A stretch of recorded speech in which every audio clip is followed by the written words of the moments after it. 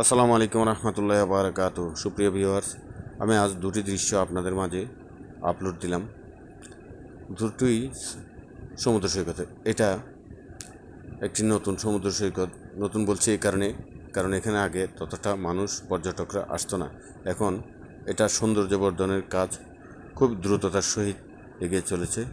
এটা চট্টগ্রাম কালুরঘাট নয়া ব্রিজ এরিয়ায় অবস্থিত।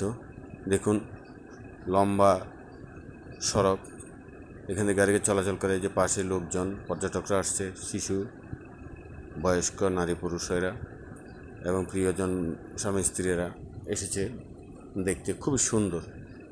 এই যে মহাসড়ক, এর পাশেই সড়কের, সমুদ্রের পাশেই সড়ক।